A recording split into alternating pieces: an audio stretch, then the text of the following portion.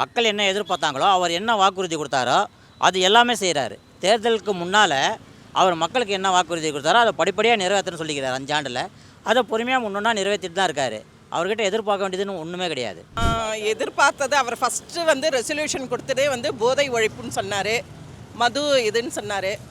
ஆனால் அது ரெண்டுமே இன்னும் சரியாகலை. இப்போ கூட நான் ரீசண்டாக இந்த நாளுக்கு வந்துட்டு ஒரு கோயம்புத்தூரில் ஒரு காலேஜ் ஸ்டூடெண்ட்டை அடிச்சே சாகடிச்சிருக்காங்க 20 பேர் சேர்ந்து. புரியுதா? இதுலேருந்து என்ன தெரியுதுன்னு நீங்களே பார்த்துக்கோங்க. இல்லை, அவர் சொன்னது இது வரைக்கும் ஏதோ பாதி தான் பண்ணியிருக்காரு. இருந்தாலும் அந்த 100 நாளில் இந்த மகளிருக்கு இந்த ஃப்ரீ பஸ் விட்றேன்னாரு, அது இன்னும் விடல. அப்புறம் மாதம் ஆனால் 2500 போடுறேன்னாரு, அதுவும் போடல. அது சொன்னதை செய்யணும்ல, செய்யாமல் எதுக்கு சொல்லணும்? நிறைய மாற்றங்கள் அடைஞ்சிருக்கு. கொஞ்சம் எந்த இடத்துக்கு போனாலும் ஒரு பெரிய ஒரு தடங்களாக இருக்கும். இப்போ அந்த மாதிரி இல்லை. ஒரு ஃப்ரீயாக போகலாம் வரலாம். எல்லாமே காவல்துறையிலேருந்து எல்லாமே நல்ல ஒரு சிறப்பாக நல்லா இருக்குது. கரண்ட்டு பில்லு அதிகமாக இருக்குது, அதை என்ன கொஞ்சம் குறைச்சாங்கன்னா நல்லாயிருக்கும்.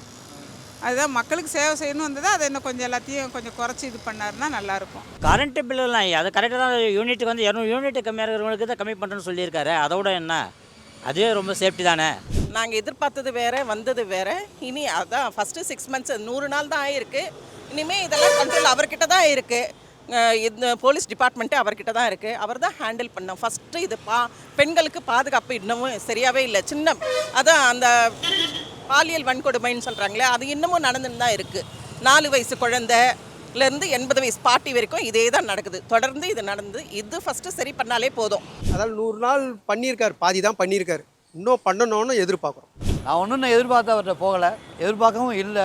இருந்தாலும் எங்கே போனாலுமே நம்ம ஒரு தடைகளை சந்திப்போம். புரிஞ்சிருப்பீங்க நீங்கள், நான் சொல்கிறது புரியும் உங்களுக்கு. எங்கே போனாலுமே சில தடைகள் இருக்கும். அந்த தடைகள்லாம் இப்போ இல்லை, க்யூராக போயிட்டுருக்கு. இலவசம் கொடுக்கணும், அது கொடுக்கணும், இதெல்லாம் வேண்டாம். அது இலவசம் நாங்கள் யாருமே எதிர்பார்க்கல. அதுக்கு பதில் ஸ்டாண்டர்டாக எல்லாருக்கும் ஒரு 2 ரூபாய் இறக்கு பைசாவை. எல்லாருக்கும் ஓசியில் கொடுக்கறது, எல்லாருக்கும் மொத்தமாக வந்து 10 ரூபாய் இருக்கிறது 8 ரூபாய்க்கு கொடு. அந்த மாதிரி பண்ணு. இப்போ நம்மக்கிட்ட நான் வந்து நம்ம அப்பா கிட்ட ஒன்று கேட்குறேனாக்கா, செய்கிறேன்ப்பா, நாளைக்கு செய்கிறேன்ப்பா, நாளா நீ செஞ்சு தரமா உனக்கு அப்படின்ட்டு சொல்கிறாங்க. அப்போது ஒரு குடும்பத்திலே இவ்வளோ இருக்கும்போது அவர் தமிழ்நாட்டுக்கே முதலமைச்சர், தமிழ்நாட்டில் உள்ள அத்தனை பிரச்சனைகளையும் பார்க்கணும். அப்போது ஒவ்வொரு பிரச்சனையும் வந்து பொறுமையாக தான் ஹேண்டில் பண்ண முடியும். அது சிறப்பாக பண்ணுறாரு. 100க்கு 100 தான், 100க்கு 100. மார்க் பார்த்தா ஒரு 25 கொடுக்கலாம். நான் என்ன கேட்டால் நான் 90% கொடுப்பேன். 90% கொடுப்பேன். 80 போட்டுக்குங்க. நம்பிக்கை இருக்குது, இன்னும் நல்லா பண்ணணும்.